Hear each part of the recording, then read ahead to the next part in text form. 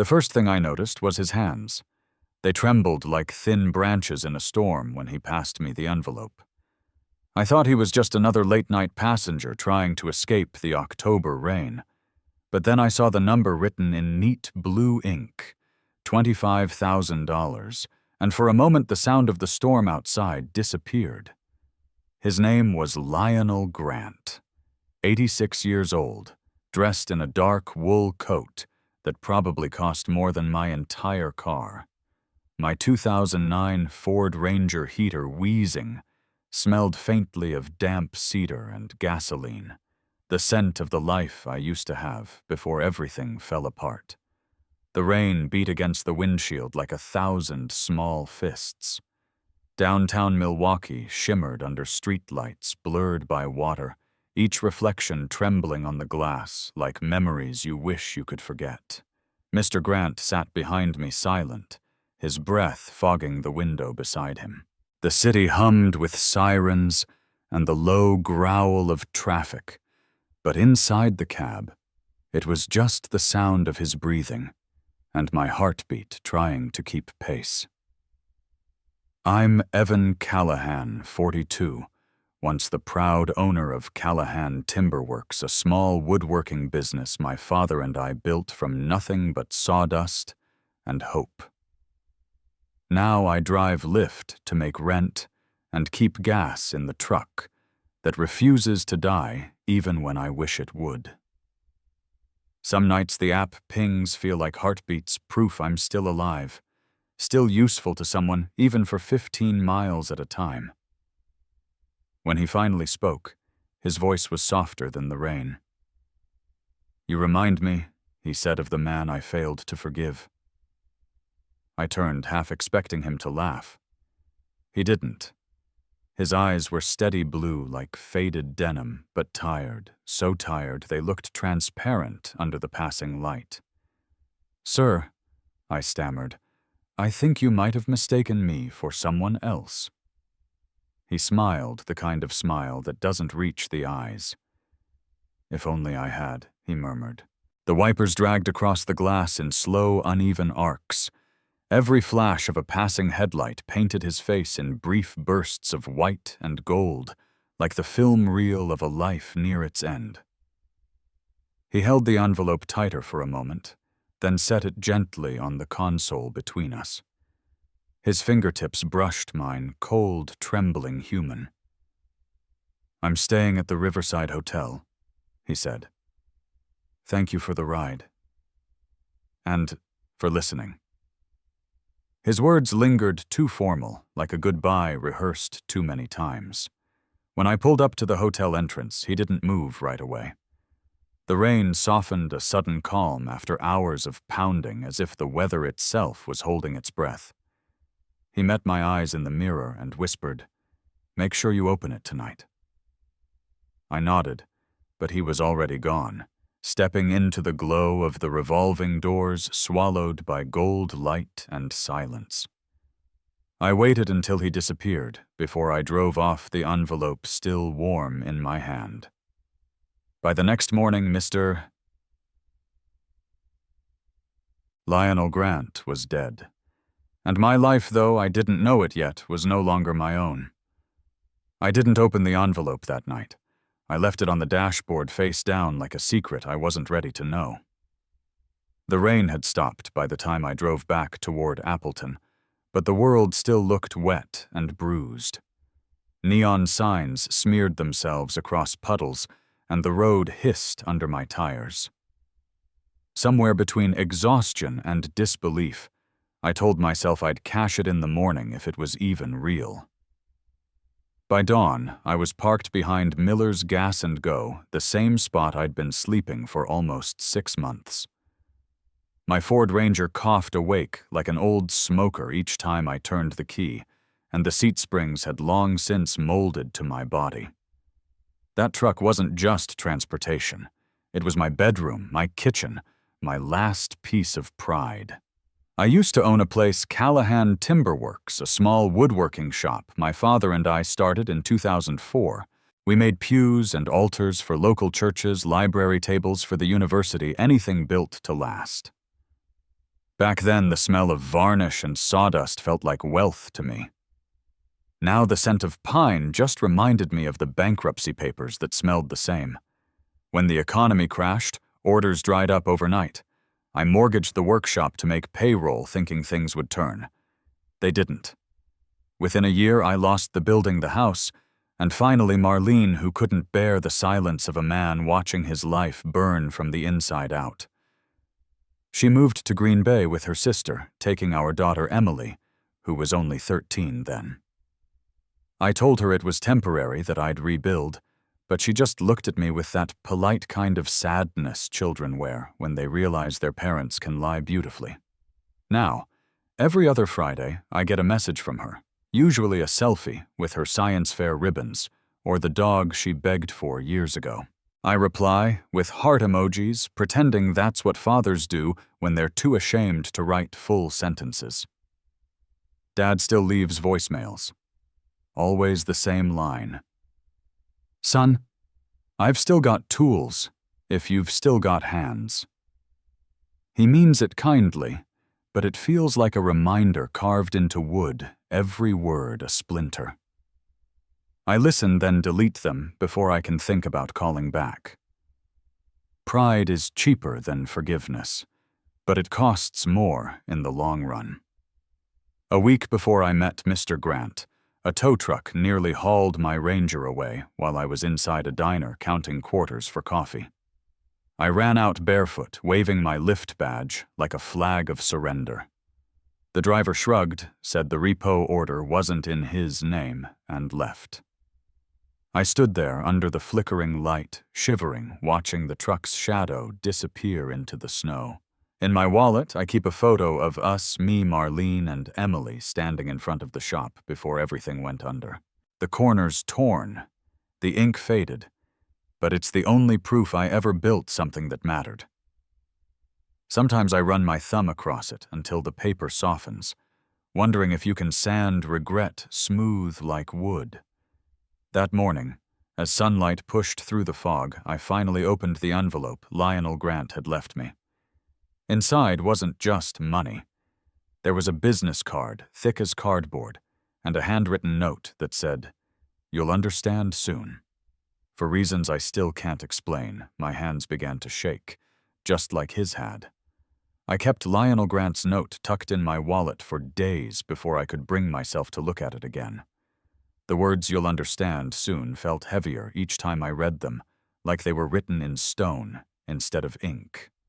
3 nights later, the Lyft app pinged again.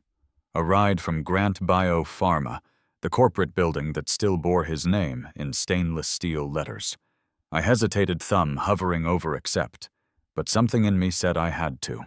Maybe I was chasing closure. Or maybe deep down I wanted to feel close to him again, to the strange peace that had settled in my car that night. The air smelled of wet pavement when I pulled into the circular drive. A woman in a navy suit, Rachel, his assistant, slipped into the passenger seat.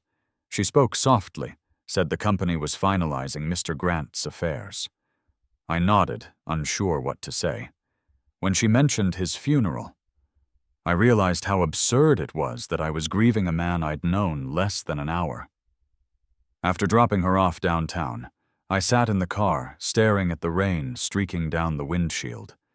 And for the first time, I remembered the way he had spoken. Not just what he said, but how every word had sounded like a confession. That night I replayed our drive in my mind, each pause, each glance in the rearview mirror. He had been sitting behind me, leaning slightly to one side, watching the city drift by. When I'd told him I used to run a family business, he'd turned quiet. The kind of quiet that isn't empty but full, like the air before thunder. Then he said I had a son once. Michael. Smart kid. Too smart, maybe. I heard the catch in his throat before he continued. He wanted to take our company global. I told him no, that he was reckless, impatient. We fought. He left. Drove off angry. The sound of rain filled the silence between us. My fingers tightened on the steering wheel. He never came back, Lionel said finally. The police found his car in a ditch 2 towns over. That was 40 years ago this week. He looked at me, then eyes wet but unashamed. You've got his eyes, you know. The same stubborn guilt. I didn't know what to say, so I said nothing. We stopped at a red light near a small pharmacy. He asked me to pull over for a moment. His breathing was shallow, each inhale a quiet tremor. Through the mirror, I saw him take out an old envelope from his coat pocket.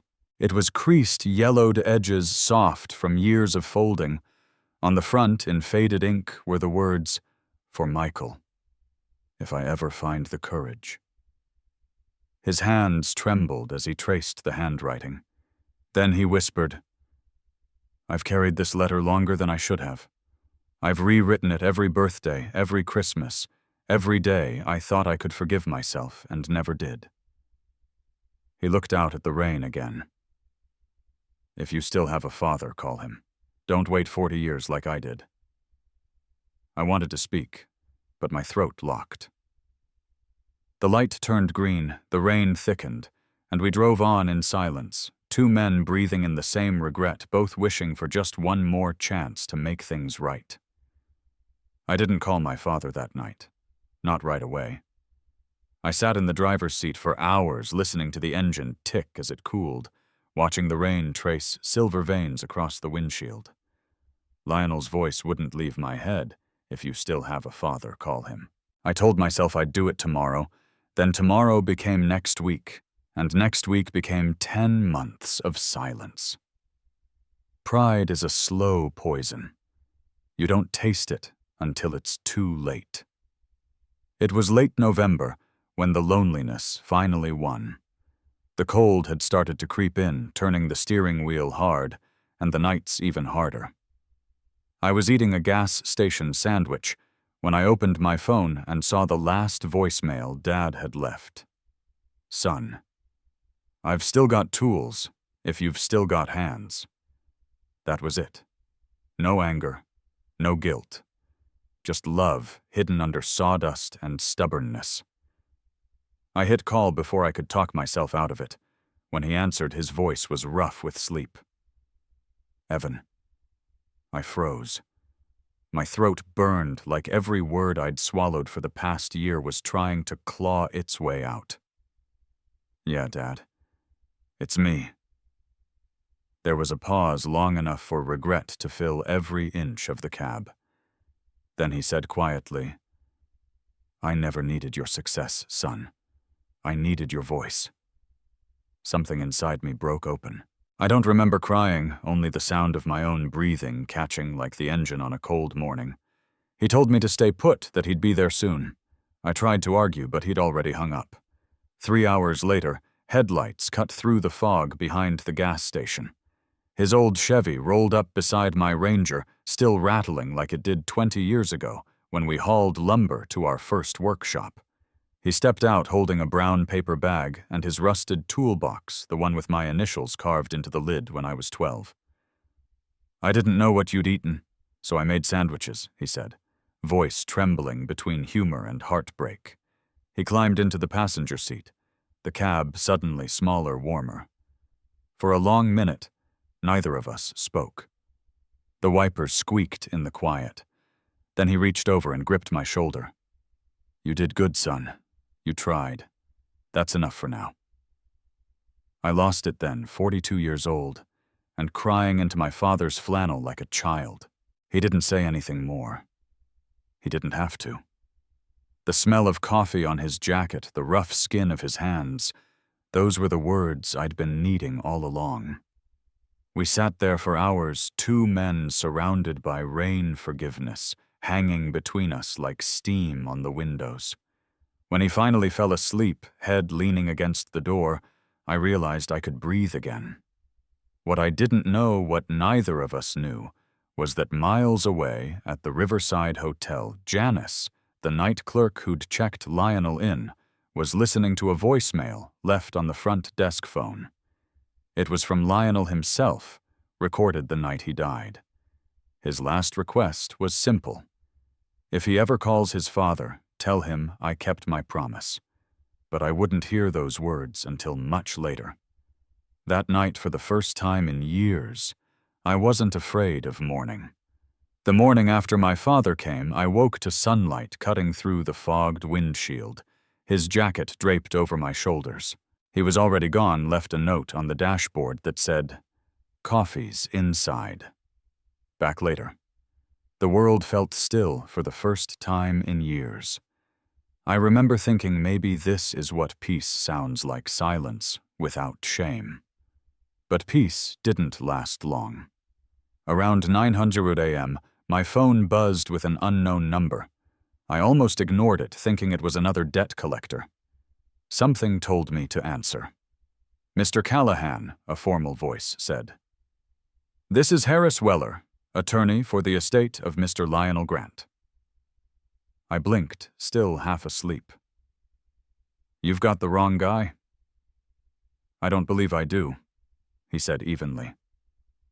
"Mr. Grant passed away 3 nights ago. You were listed in his revised will. We need you to come to my office this afternoon." For a moment, the world blurred again, just like that night in the rain. I managed to ask what kind of revision. Harris paused. "A significant one. The drive to Milwaukee felt unreal, every mile pulling me further from the small, broken life I'd built to survive." I kept seeing Lionel's trembling hands that envelope his eyes when he said, "You remind me of the man I failed to forgive."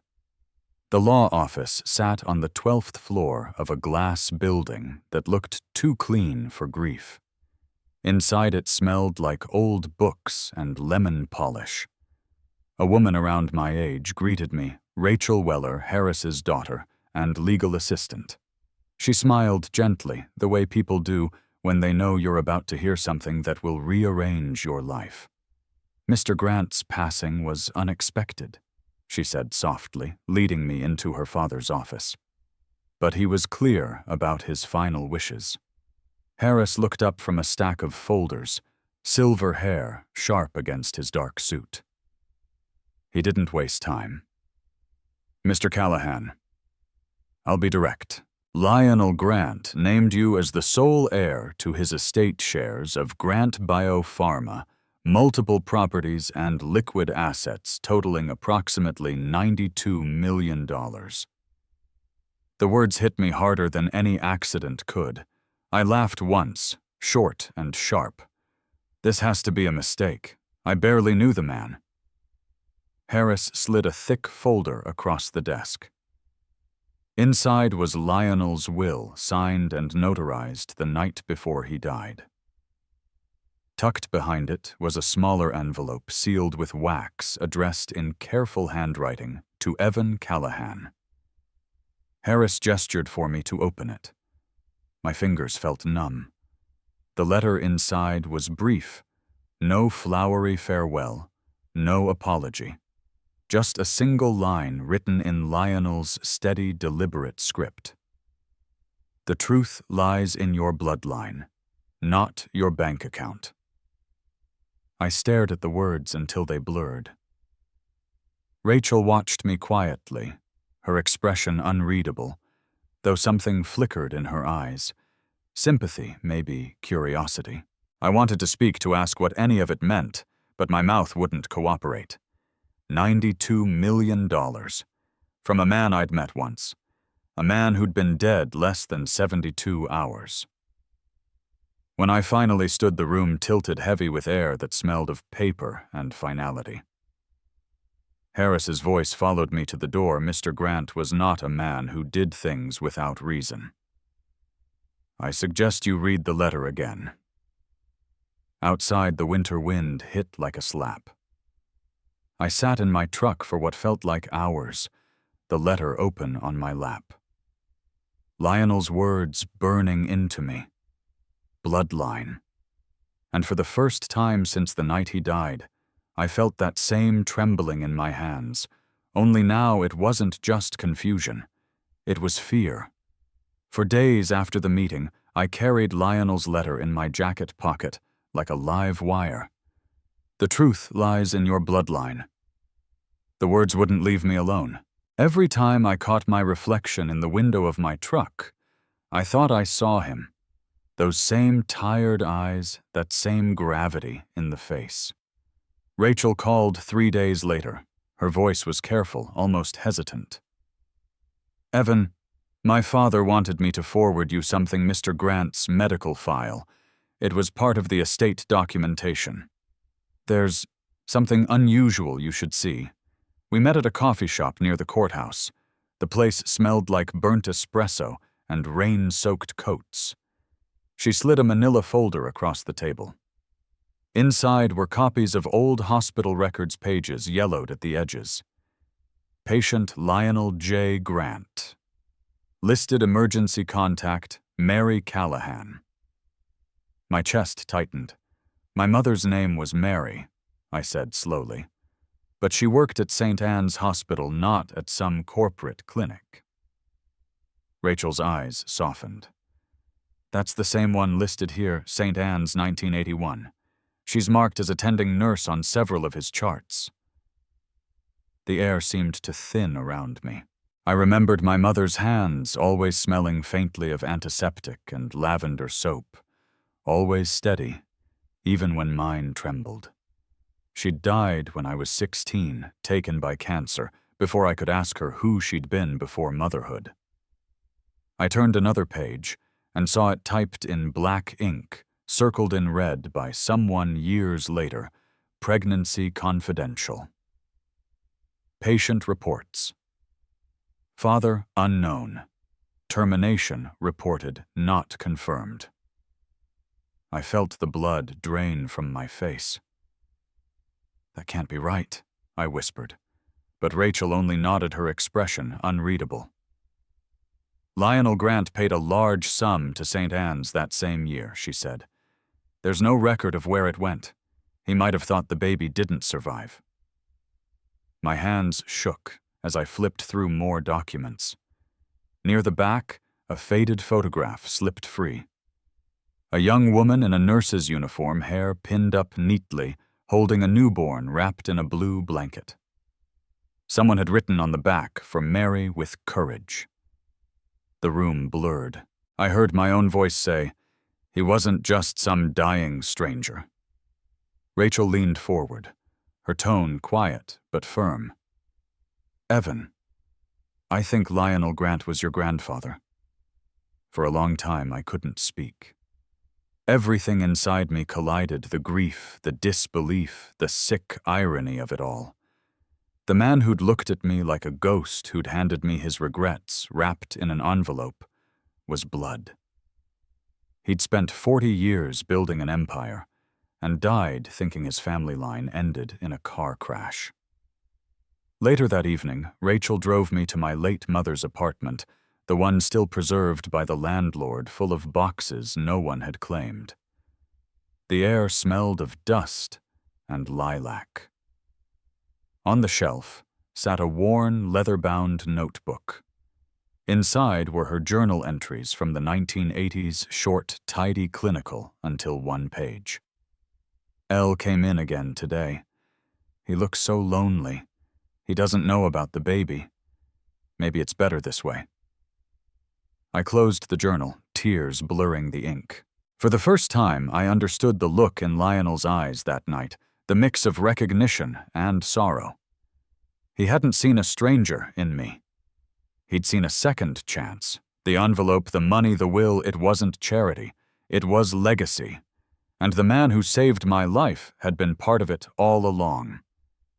The weeks after that discovery passed like a dream I didn't want to wake from, and yet every morning the truth was waiting for me. Lionel Grant wasn't just a stranger or a miracle. He was family. Flesh, blood, regret, and redemption wrapped into one final act of grace. I spent days reading his journals, letters Rachel helped me uncover from his office. Every page carried the same quiet ache, a man trying to atone for a lifetime of silence. At first I didn't know what to do with the money. $92 million felt more like a sentence than a blessing. Every time I saw the balance in my account, I thought of the men who'd worked in my father's shop. the ones who lost their paychecks because of me. I thought of the single moms I'd driven home at 2 a.m., crying over eviction notices, and of the small business owners who reminded me of myself before the fall. So I called Rachel. She'd stayed in touch, gently checking in after the revelation. When I told her my idea, she smiled in that calm, steady way of hers that made everything feel possible. 2 months later, we opened the doors to the Grant Callahan Foundation, a non-profit built to give people what Lionel had given me, another chance. We offered small loans to failing family businesses, mentoring programs for tradesmen, and emergency housing for those who had nowhere left to go. I wanted it to be more than money. I wanted it to be proof that failure doesn't define the man. Dad came to the opening in his Sunday flannel, holding a thermos of black coffee. He stood beside me in the old photograph we used for the press release, Callahan Timberworks Reborn. We'd bought back the workshop from the bank, sanded the walls, oiled the floors, and restored the smell of cedar and varnish that once filled our lives. When I handed him the new sign to hang over the entrance, he read the engraving slowly, his voice catching halfway through. "Don't let money be your monument. Let forgiveness be." He looked at me, eyes wet, and nodded. Your grandfather would have liked that. Rachel took over as executive director of the foundation, her precision balancing my restless energy. We never labeled what grew between us, but it was there in the way she lingered when reviewing reports late at night, and how she touched my arm when something good happened. Together, we built something Lionel could have only imagined, a place where broken people could find their footing again. In 2 years, we helped more than 400 families. A baker who lost her shop after her husband's illness. A carpenter rebuilding after a fire. A single mother who reopened her florist shop, the same one my mother once worked in. Every story felt like a thread stitching the world back together. Sometimes I'd catch Rachel watching me through the workshop window, the smell of sawdust thick in the air, the sound of my father humming by the lathe. And in those quiet moments, I could almost feel Lionel's presence somewhere above, proud but humbled, finally at peace. Money had built his empire. But forgiveness, that was what rebuilt mine. Sunday mornings are quieter now. The workshop hums with its own rhythm, Dad sanding the edges of a table, Rachel sorting through grant applications in the office. But once a week, I still take the truck out. Not for work, not for money, just to remember. To remind myself of the night it all began, when rain turned into redemption, and a stranger's trembling hands changed my life. The Lyft app glows faintly on my phone like a heartbeat. I pick up short rides, airport runs, grocery store trips, folks heading to Sunday service. It keeps me grounded, tethered to the version of myself who once slept in this same truck, praying the engine would start. That morning, the air smelled like rain again, the kind that whispers instead of shouts. I pulled up outside a beige apartment complex, and a woman in her late 50s climbed in, clutching a crumpled tissue. "Morning," I said. She nodded, eyes red-rimmed, voice thin. "Just the hospital, please." We rode in silence for a while, the wipers keeping time. Then she spoke almost to herself. "My son called last night. Said he doesn't want me in his life anymore. Said I meddle too much." She gave a short, broken laugh. "He's probably right." I kept my eyes on the road. Kids say things they don't mean when they're hurt. She looked out the window, rain streaking across the glass like years passing too quickly. "He's 32. I kept thinking I had time to fix it. Something in my chest ached. The way she said it, the same tremor I'd heard in Lionel's voice that night. The same regret. When we reached the hospital entrance, she reached for her purse. "How much do I owe you?" "Don't worry about it," I said. I reached into the glove compartment and pulled out one of the foundation's business cards. It was simple white with raised lettering. On the back, I'd written a line in blue ink. Call him tonight. Don't wait 40 years. She read it slowly, then looked at me with the same stunned expression I must have given Lionel all those months ago. You think he'd answer? I think he might need to hear your voice as much as you need to say something I said. Her eyes filled, and for a moment the rain outside seemed to still. She whispered a thank you and stepped out, holding the card like something fragile. As I pulled away, the radio clicked on some automated recording playing over the local station. It took me a second to recognize the voice Harris Weller. He was reading a passage from Lionel's will, the same one I'd heard in his office long ago. Every ending is a beginning if you have the courage to forgive. The words settled over me like a benediction. Ahead, the clouds broke just enough for sunlight to spill through, glinting off the wet streets. I rolled down the window, let the air hit my face, and for the first time in a long while, I didn't feel like I was driving away from something. I was driving toward it. If this story touched your heart, tell me what part moved you the most in the comments. I'd love to know where you're watching from, your city, your country, your corner of the world. Share your thoughts, your stories, and let's keep this circle of empathy growing. Don't forget to subscribe to Domestic Tragedy for more real emotional stories every week.